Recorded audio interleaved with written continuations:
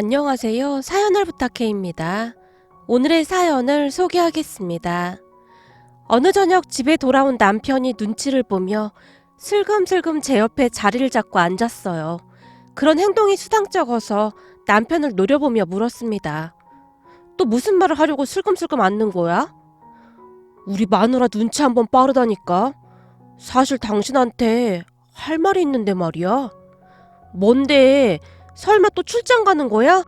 순간 제가 눈까지 치켜뜬 채 남편을 바라봤어요. 아니야. 출장이 잦아서 회사까지 옮겼는데 출장은 무슨 출장을 가. 그럼 뭔데? 난 출장만 아니면 다 괜찮아. 진짜? 그럼 이번만 내가 하자는 대로 하자. 알았지? 그니까 뭐냐고. 얘기를 들어보고 결정해야지. 무조건 어떻게 알았다고 해? 그냥 이번 한 번만 내가 하자는 대로 하자. 뭔데 그래? 당신 설마 무슨 사고 쳤어? 주식 같은 거 그런 거 한 거야? 뭔 소리야? 내가 그런 거 할 사람이야? 그런 게 아니라 내가 지금 장모님 뵙고 오는 길인데. 우리 엄마를? 당신이 혼자 거기로 왜 갔어? 당신 말 이상하게 한다. 사위가 처갓집에 혼자 가면 안 되는 거야? 당신이야말로 말 돌리지 말고 바른 대로 말해. 설마 우리 엄마가 또 전화한 거야? 장모님께서 급한 일이 있다고 해서 다녀왔지.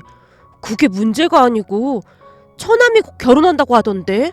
당신은 아직 못 들었지? 뭐? 정민이가 결혼을 한다고? 걔가 돈이 어딨다고 결혼을 해. 아니지. 딱히 안정적인 직업도 없이 여기저기 옮겨다니는 애가 무슨 결혼을 해? 결혼이 누구 집 애 이름인 줄 알아? 당신이 잘못 들은 거 아니야? 아니야. 장모님이 그랬다니까. 결혼한다고. 저기 말이야. 사귀는 아가씨가 임신을 한 모양이야. 그래서 배부르기 전에 부랴부랴 결혼식 올릴 생각인가 보더라고. 뭐? 임신? 하다하다 별짓을 다 하고 다니는구나.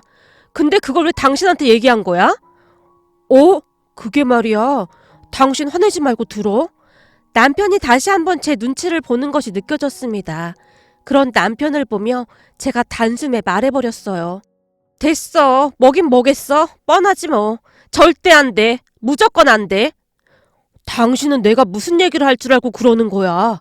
우선 내 얘기 좀 들어봐. 들어보긴 뭘 들어봐. 그냥 안 들어봐도 뻔하구만. 내가 말해볼까? 돈 달라고 했겠지. 안 그래? 결혼시켜야 하는데 돈이 없다는 말이잖아. 나한테 말하면 씨알도 안 먹힐 것 같으니까 당신한테 말한 거 아니야?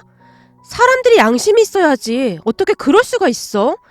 그리고 무슨 얼굴에 철판 깐 것도 아니고 참 대단하다. 너무나 어이가 없었기에 제가 고개를 절레절레 흔들었어요. 제 행동에 많이 놀란 듯 남편이 제 눈치를 보느라 어쩔 줄을 몰라 했습니다. 그런 남편을 보며 마음이 더욱 아프기만 했는데요.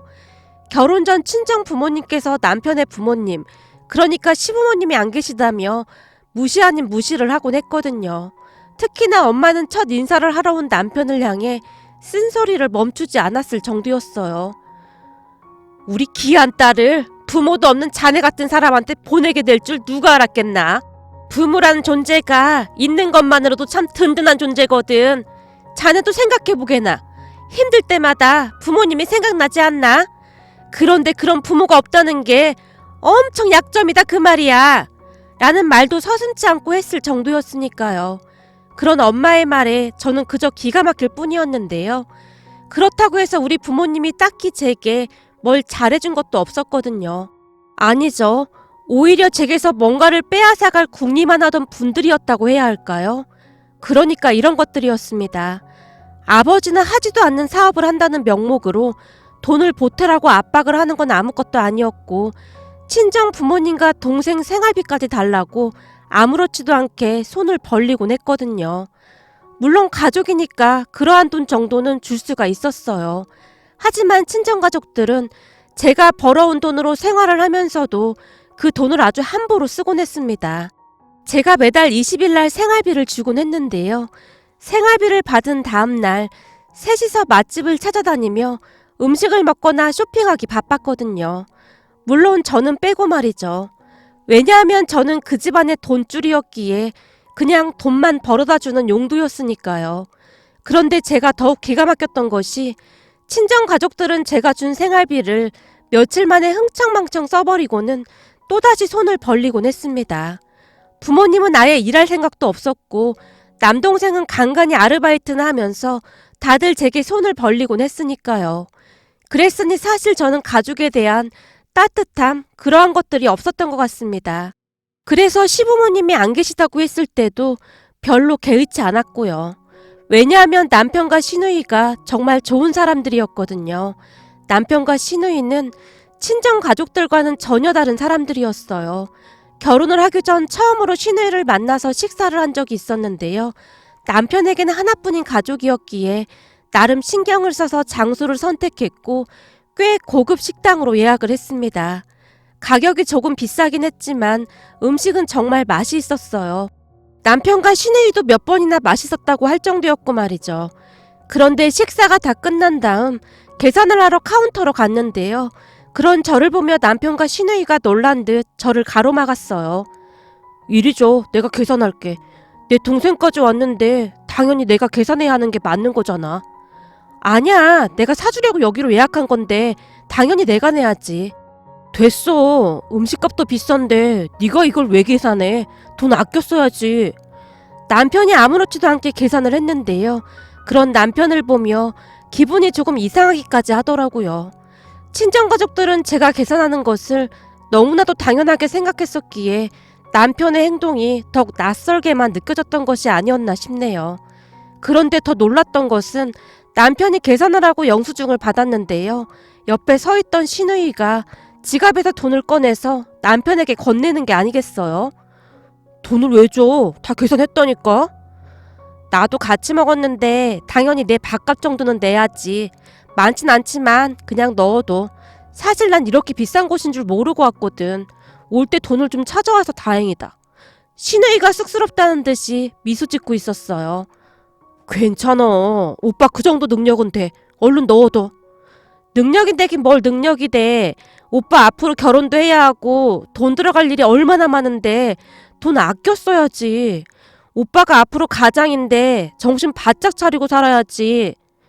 뭐야? 조그만 게 못하는 말이 없다. 내가 조그맣긴 뭘 조그만해. 나도 이제 엄연한 직장인이라고. 평소 절약이 몸에 배어있던 시누이가 밥값에 보태라고 돈을 내놓는 모습이 저는 그저 신기하기만 했습니다. 그렇잖아요. 우리 친정 가족들과는 너무나 다른 모습이었으니까요. 그런데 그 뒤에도 시누이는 그렇게 착할 수가 없었어요. 우리가 결혼할 때도 제 손에 500만 원이라는 돈을 쥐어주기도 했거든요. 시누이가 회사에 입사한 지 얼마 되지 않았을 때라 그 돈이 얼마나 큰 돈인지 너무나도 잘 알고 있었기에 제가 그 돈을 돌려줬는데요.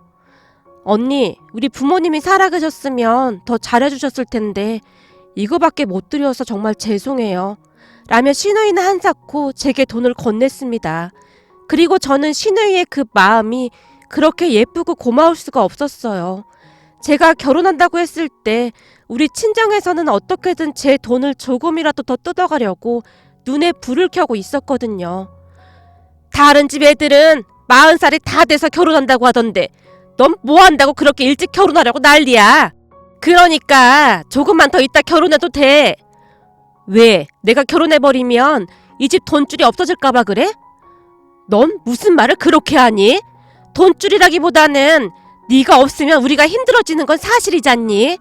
네 아빠랑 내가 직장에 있는 것도 아니고 거기다 네 동생도 아르바이트나 하고 있고 사실 너 없으면 우리가 어떻게 살아.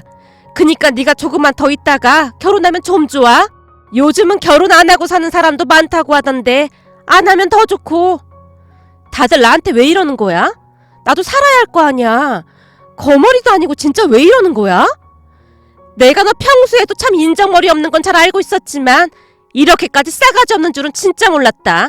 다 필요 없고 결혼하고도 우리 생활비는 그대로 다 줘야 해. 그것만 약속하면 우리도 더 이상 뭐라고 안 하마. 뭐? 생활비? 내가 왜 그래야 하는 건데? 나도 이제 결혼하면 가정이 생기는 건데 우리 가족 챙겨야지. 내가 왜 생활비를 못해? 이제 엄마 아빠도 나가서 일하고 정민이도 빨리 일자리 구하라고 해. 나 결혼하면 생활비 다 끊을 거니까. 너 지금 농담하는 거지? 아니 하루아침에 생활비를 끊어버리면 우리는 어떻게 살아? 그걸 왜 나한테 물어? 그래서 미리 말하는 거 아니야. 결혼식 하려면 몇 달 남았으니까 다들 직장 알아보라고. 언제까지 나만 바라보고 살 생각이야? 아무튼 나도 더 이상은 못하니까 그런 줄 알아. 사실 이 정도면 나도 할 만큼 한 거잖아. 그러니까 그렇게 알고 있어. 제가 그 어느 때보다 단호하게 말을 했습니다. 언제까지나 제가 친정 가족들을 먹여 살릴 수는 없는 노릇이었으니까요. 하지만 엄마는 제 말을 들은 척도 하지 않았습니다. 그리고 결국 저는 친정 가족들에게 주던 모든 생활비를 단숨에 끊어버렸어요. 그 바람에 집안이 난리가 났었는데요. 우리가 이만큼 키워놨더니 네가 지금 부모를 버리겠다 그 말인 거냐? 이런 불효막심한 거사. 그러고도 네가 인간이냐? 사람이라면 부모가 힘들다는데 챙겨야 하지 않느냔 말이야. 엄마가 제게 달려들어 마구마구 흔들어댔어요. 거기다 아버지도 이성을 잃은 채 방방 뛰고 난리도 아니었는데요. 네가 결혼을 해? 웃기는 소리 하지도 마. 우린 네 결혼식장에 참석도 안 할 테니까 한번 잘 해보던지. 라며 아버지가 가소롭다는 듯이 비웃고 있었거든요. 결국 저는 대충 짐을 싸서 친정을 나와 남편과 시누이가 살던 집으로 들어갔습니다. 잠시도 친정에 있고 싶지가 않았거든요. 물론 그 뒤에도 친정 부모님이 몇 번이나 쫓아왔지만 저는 그저 모른 척 할 뿐이었어요.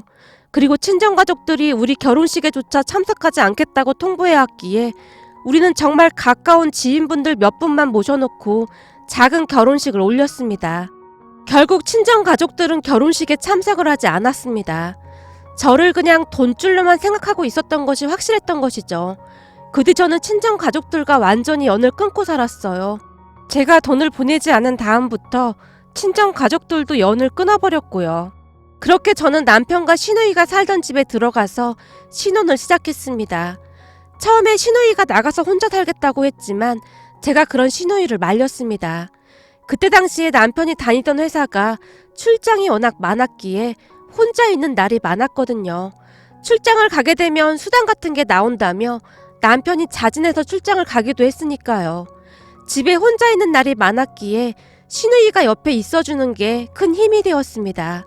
조금 전에도 말씀드렸지만 시누이는 참 예의 바르고 착한 사람이거든요. 우리가 얹혀 사는 거라고 몇 번이나 말을 했지만 시누이는 매달 생활비를 보태곤 했어요. 거기다 우리 아들이 태어나고부터 육아도 참 많이 도와줬고요. 시부모님께서 시누이 고등학교 때쯤 돌아가셨다고 하는데요. 그래서 그랬는지 시누이는 그 누구보다도 가족을 소중하게 생각했습니다. 회사가 끝나면 곧장 집에 들어와서 조카를 보거나 집안 살림을 돕곤 했거든요. 제 친구들조차도 저런 시누이가 어디 있냐며 감탄을 할 정도였어요. 네가 친정복은 없는데 시댁복은 있나 보다. 세상에 네 남편이랑 저런 시누이가 어딨냐? 니네 집에 올 때마다 딴 세상에 와 있는 것 같아. 어느 날 놀러온 친구가 감탄하며 말했어요. 우리 친정 가족들이 제게 어떻게 했는지 친구들도 다 알고 있었거든요. 우리는 그렇게 아들이 커가는 모습을 지켜보며 행복한 시간을 보내고 있었어요. 그러다 어느 날 친정엄마가 저 몰래 남편과 연락을 하기 시작한 모양이었는데요. 사는 게 진짜 힘들었던지 눈물 콧물 다 빼며 남편에게 매달렸다고 하네요. 마음 여린 남편은 그런 친정 부모님을 내치지를 못했고 저를 설득하고 또 설득했습니다. 그냥 최소한의 자식 도리만 하자고요. 그렇게 친정 가족들과 연락 정도만 하면서 지내고 있었습니다. 하지만 지금 생각해보면 친정 가족들은 다 계획이 있었던 것 같았어요. 그러니까 제 남동생이 결혼을 해야 하는데 돈이 없어서 다시 연락을 해왔던 게 아닌가 싶습니다. 연락하고 지낸 지 2달 만에 다시 본색을 드러냈으니까요. 그날 친정에 다녀온 남편의 말에 따르면 제 남동생이 결혼을 해야 한다는데 이미 여자가 임신 중이라고 했어요. 그런데 딱히 돈도 없고 그렇다며 남편에게 돈을 좀 보태라고 했던 모양이었어요. 남편의 말을 듣고 있던 제가 놀라서 물었어요. 설마 우리 돈 있다고 말한 거 아니겠지? 그게 말이야, 급하다고 하시는데 어떻게 없다고 잡아떼겠어? 잡아떼긴 뭘 잡아떼. 우리 돈 없는 건 사실인데 우리 돈 없으니까 쓸데없는 소리 하지도 마. 없긴 왜 없어. 그거 있잖아. 당신이 매달 모으고 있는 돈. 당신 미쳤어? 그 돈이 어떤 돈인지 당신도 알고 있잖아. 내 동생이야. 바로 결혼할 것도 아니고 하니까 우선 처남부터 결혼시키고 보자는 거지. 예비 처남댁이 임신까지 했다는데 저렇게 둘 순 없잖아. 그니까 그걸 왜 우리한테 말하는 거냐고. 절대 안 돼. 그 돈 아가씨 결혼할 때 보탤 돈이야. 내가 우리 아가씨 시집갈 때 보태주려고 힘들게 모은 돈인 거 당신도 잘 알잖아. 제발 정신 좀 차려. 지금 시부모님도 안 계셔서 아가씨한테는 우리밖에 없어. 한마디로 당신이랑 내가 아가씨 부모나 매 한 가지다 그 말이야. 그런데 그런 소리를 하고 있어? 아니, 장모님이 내 손을 꼭 붙들고 통고까지 하시는데 내가 어떻게 모른 척할 수가 있겠어. 당신이 단단히 착각하고 있는 것 같은데 그거 악어의 눈물이야.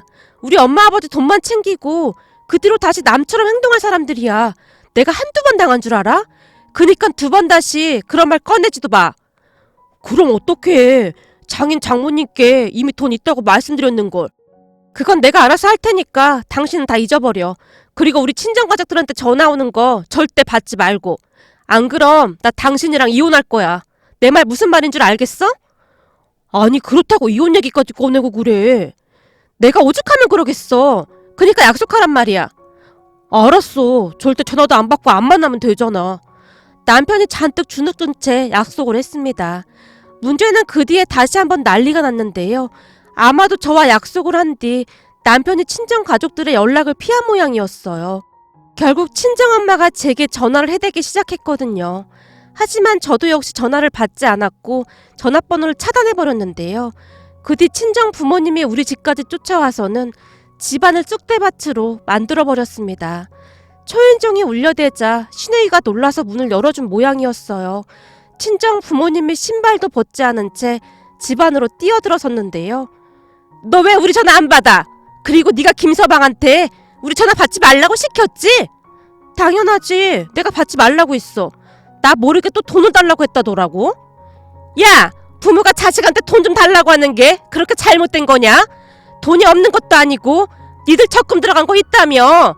그 돈 좀 달라고 한 게 그렇게 잘못된 거냔 말이야. 다른 것도 아니고 네 동생 결혼할 때 쓰려고 한다는데 그걸 모른 척해? 같은 피를 나는 동생한테 너무한 거 아니냔 말이야. 동물들도 애미애비나 알아본다고 하더만 이런 동물만도 못한 거사. 지금 그 말은 엄마가 할 소리는 아닌 것 같은데? 엄마야말로 자식이라는 미명하에 나를 얼마나 이용해 먹었어? 최소한의 양심이라는 건 있어야 하는 거 아니야? 이 망할 것이 그렇게 힘들게 키워놨더니 딸이라는 게 이제 와서 뒤통수를 쳐? 친정엄마가 어찌나 크게 소리를 질러대던지 시누이가 놀란 채 어쩔 줄을 몰라 하다가는 아들을 데리고 방으로 들어갔습니다. 내가 지금 다 뒤집어 엎기 전에 얼른 그 돈 내놔. 우리가 그냥 달라는 것도 아니잖아. 나중에 천천히 갚겠다고 하잖아. 근데 왜 이 난리를 치게 만드냔 말이야. 우리도 돈 없어. 그러니까 그만 가봐. 김서방한테 다 들었으니까 헛소리 하지 말고 얼른 돈이나 내놔. 진짜 기가 막히네. 그 돈이 어떤 돈인 줄 알긴 하고 달라는 거야? 넌 어쩜 그렇게 인정머리가 없냐? 내가 인정머리가 없어? 엄마야말로 진짜 인정머리가 없는 거 아니야? 아니 나한테 돈 맡겨놨어? 왜 나만 보면 돈 달라는 거야? 나 돈 없으니까 당장 나가. 그리고 예전처럼 얼굴 안 보고 살면 그만이야. 내 결혼식도 돈 때문에 참석 안 해놓고 어떻게 또 돈을 달라고 할 수가 있어? 다들 양심이 없어도 너무 없네. 너무나 화가 나 있었기에 제 입에서 그 말이 툭 하고 튀어나왔습니다. 뭐가 어쩌고 어째? 양심이 없어? 지금까지 너 키워준 게 누군데 그딴 소리를 해? 다 필요 없고 우리 아들 결혼시켜야 하니까 가진 돈 다 내놔. 네가 돈 줄 때까지 우린 여기서 한 발자국도 안 움직일 테니까 그런 줄 알아. 분명히 말했지만 난 돈 없어. 그러니까 좋게 말할 때 나가. 안 그럼 나도 경찰에 신고해버릴 테니까. 뭐가 어쩌고 어째? 그니까 네가 부모인 우리를 경찰에 신고하겠다 그 말이냐? 왜? 내가 못할 것 같아? 그럼 기다려보던지. 내가 하나 못하나? 라며 제가 휴대폰을 집어들고는 112 번호를 누르고 있었는데요. 그 순간 눈이 뒤집힐 대로 뒤집힌 엄마가 제게 달려들어서 휴대폰을 빼앗아 들고는 냅다 집어던져버렸습니다. 그 바람에 휴대폰이 벽에 부딪히면서 박살이 나버렸고요. 엄마! 지금 뭐하는 거야? 당장 나가! 내가 나가길 어딜 나가? 네가 돈 줄 때까지 한 발자국도 못 움직여. 돈 어딨어? 돈 어딨냐고? 나도 돈 없다고! 제가 소리를 지르며 엄마 앞을 가로막았지만 엄마가 그런 저를 힘껏 밀쳐버리고는 안방으로 들어갔어요. 그 바람에 제가 저만큼 나가 떨어졌는데요. 그 모습을 보던 남편의 얼굴이 무섭게 일그러지기 시작했고 엄마 아버지를 보더니 남편이 무섭게 소리쳤습니다. 당장 나가세요! 뭐야? 지금 자네가 우리한테 감히 소리 지르는 건가? 어디서 어른한테 그따위로 행동하는 건가? 이래서 부모 없는 것들하고는 상종을 하면 안 되는 거야. 네, 저 부모 없습니다. 근데 말이죠. 제가 겪어보니 두 분 같은 부모라면 없어도 될 것 같네요. 우리 집사람이 왜 그렇게 매몰차게 하는지 이제야 이해가 됩니다. 그러니 이 집에서 당장 나가세요. 남편이 얼굴을 잔뜩 찌푸린 채 두 분을 노려보고 있었는데요. 남편의 말을 듣던 아버지가 순식간에 남편의 뺨을 올려붙였습니다. 감히 어디서 눈을 치켜뜨고 대들긴! 그렇게 부모님은 돌아올 수 없는 강을 건너고 말았습니다. 결국 남편과 제가 두 분을 집 밖으로 내쫓아버렸거든요. 집에서 쫓겨난 다음에도 한동안 소란을 피우긴 했지만 우리가 아무런 반응도 보이지 않자 갖은 욕설을 하고는 돌아갔습니다. 두 분을 내쫓고 집안을 둘러봤는데 집안이 난장판이 되어 있었어요. 거실부터 안방까지 부모님의 신발 자국이 선명하게 찍혀 있었거든요. 그리고 제가 그 신발 자국을 멍히 바라보고 있었는데요. 시누이가 손걸레를 가지고 급히 거실 바닥을 닦아내고 있었습니다. 그 모습에 제 눈에서 눈물이 비오듯 쏟아져 내렸어요. 도대체 왜 내게는 이런 부모가 있는 걸까? 라는 생각마저 들었거든요. 제가 하염없이 눈물만 흘리고 있자 시누이가 다가와 저를 가만히 안아줬는데요. 언니한테는 우리가 있잖아요. 이젠 우리가 가족이니까 너무 속상해하지 마세요. 라며 제 등을 토닥여줬습니다. 그렇게 우리는 친정과 완전히 연을 끊어버렸어요. 전화번호까지 전부 다 차단해버렸거든요. 그쯤에서 남편도 친정 부모님에게 완전히 마음을 닫은 듯 해보였어요. 그러던 어느 날 사촌 언니가 기가 막힌 소식이 있다며 연락을 해왔는데요. 평소 큰아버지 딸인 사촌 언니랑은 친하게 지냈던지라 간혹가다 연락을 주고받고 있었거든요. 진짜 기가 막힌 소식이 있어. 네 동생 이혼당할 것 같아. 올케가 애 데리고 집을 나갔대. 작은엄마랑 작은아버지가 매일같이 올케한테 돈 벌어오라고 그렇게 못살게 굴었다지 뭐냐. 그 바람에 올케 부모님이 작은 집에 쫓아와서 다 뒤집어 엎었다는데 사돈들끼리 머리채까지 잡고 아주 가감도 아니었다고 하더라고. 뭐? 그니까 우리 부모님이랑 올케네 부모님이랑 머리채까지 잡고 다퉜다 그 말이야? 그렇다니까. 우리 아빠한테 들어보니 경찰서까지 가고 완전 난리도 그런 난리가 없었대. 서로 진단서까지 끊어서 합의 안 해준다 고소한다 난리도 아니었대. 그러다가 작은엄마가 싹싹 빌어댔다고 하더라고. 그것도 참 기가 막힌 게 소송을 하려면 변호사를 고용해야 하는데 그 돈이 없어서 올케네 부모님 집에 찾아가서 무릎까지 꿇고 싹싹 빌었다고 하더라고. 말도 마라. 그 전에 나한테도 전화해서 너한테 연락 좀 해달라고 몇 날 며칠을 괴롭혔는지 몰라. 아마도 너랑 나랑은 연락하는지 알고 있었겠지. 그러다가 결국 그냥 네 동생 부부도 합의 이혼한다고 그러는데 소송비도 없으니 방법이 없겠지 뭐. 매달 양육비며 아주 골치 아파하더라고. 결국 네 동생 지금 낮에는 무슨 물류센터에서 아르바이트인가 뭔가 하고 저녁에는 대리운전하고 난리도 아니야. 여기저기 아픈지 온몸에 파스를 안 붙인 곳이 없대. 올케네 쪽에서 매달 양육비 안 보내면 가만 안 둔다고 했다나 봐. 거기다 작은엄마도 식당일 다니고 있고 작은아버지는 지방 어디서 외국인 노동자들하고 같이 농사일을 하면서 돈 번다고 하더라고. 뭐? 농사일? 그래. 우리 아빠가 소개해준 모양이더라고. 근데 친척들도 다들 속이 시원하다고 하고 있어. 평생토록 네 등골 빼먹다가 아주 잘됐다고 말이야. 그니까 너 절대 너네 집 식구들하고 연락할 생각도 하지 마. 사촌 언니가 한동안 말을 하다가는 전화를 끊었는데요. 한심하다 못해 기가 막히다는 생각만 들었습니다. 그 뒤에도 우리는 친정과 일체 연락을 하지 않고 살고 있습니다. 하지만 저는 전혀 미안하다거나 안쓰럽다는 생각이 조금도 들지 않았어요. 그 정도면 저도 할 만큼 했다는 생각만 들었거든요. 그리고 우리 가족은 지금 잘 지내고 있습니다. 제가 시누이를 위해 적금을 들어가고 있다는 걸 알게 된 시누이가 얼마나 눈물을 흘렸는지 모른답니다. 언니, 뭐하러 그렇게 했어요? 제 앞가림 제가 해요. 아가씨, 제 평생 소원이 뭐였는지 모르죠? 살면서 누군가 제 보호자가 있었으면 했어요. 대학교도 제가 직접 벌어서 졸업했고 부모님한테 생일상 한 번을 받아본 적이 없었어요. 그래서 제가 결혼할 때 마음속으로 다짐한 게 있어요. 우리 아가씨는 내가 보호자가 돼서 잘 챙기겠다고요. 그러니까 어디 가서 기죽지 말고 당당하게 행동해요. 알았죠? 우리가 해줄 수 있는 건 다 해줄 테니까요. 언니, 저는 괜찮아요. 그러니까 너무 걱정하지 마세요. 라고 말하던 시누이 눈에서 눈물이 뚝뚝 떨어지고 있었어요. 사실 시누이를 위해 모아놓은 돈이 절대 적은 돈은 아니었지만 저는 그 돈이 하나도 아깝지가 않답니다. 그동안 제가 알고 있던 가족이라는 사람들은 호시탐탐 제 돈만 가져갈 궁리만 하는 그런 사람들인 줄 알았는데요. 남편과 시누이를 만나면서 이런 게 진짜 가족이구나 하는 생각을 하게 되었거든요. 앞으로도 우리 시누이를 잘 챙기면서 지금처럼 잘 살아갈 생각입니다.